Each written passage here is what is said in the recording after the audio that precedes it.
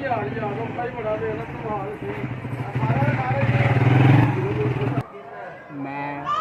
इन्ने चिर तो बीमार हाँ। झूला मैं 4-5 साल तो चला रहा बूहे के बह के मैं जी शाम को आती है मैं बीमार आदमी इतने मैं बैठा रहना कि कोई मेरा कमान वाला नहीं। 2 बच्चियां ने तो उन्होंने मैं नाल शाम में रोटी पेट अपना भी दवाई नहीं लिया सकता। मैं 3-4 साल से झूला इतने बूहे के लैके पहले मैं मेहनत मजदूरी करना था हूँ मेरे को नहीं होती। मैं बूहे के बैठा जो कोई शाम को आटा दलिया मैं कर देना तो मेरे को नहीं होंगे।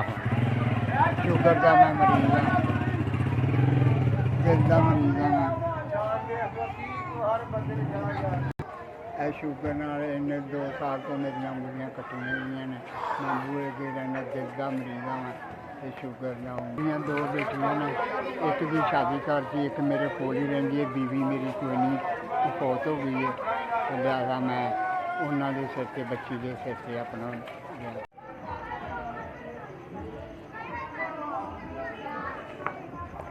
मैनू ये 3000 रुपया मिले। मैं बड़ा सारा मुश्किल हाँ। अल्लाह तुहानू तंदरुस्ती देवे रब तुहानू बहुता दे।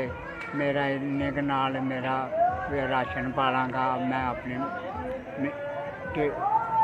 मैनू 3000 रुपया मिले। ये मैं दवाई ले आवांगा कोई राशन पालांगा जिन्ना मैनू दिते मेरी खिदमत अल्लाह उन्होंने तंदरुस्ती दे अल्लाह बहुता दे। अल्लाह उन्होंने हज कराए अल्लाह उन्होंने इन्ना क दे छोड़ के ना दे। एस वी ताड़ी बड़ी मेहरबानी। एस वी ताड़ा बड़ा शुक्रिया ताड़ी बड़ी मेहरबानी।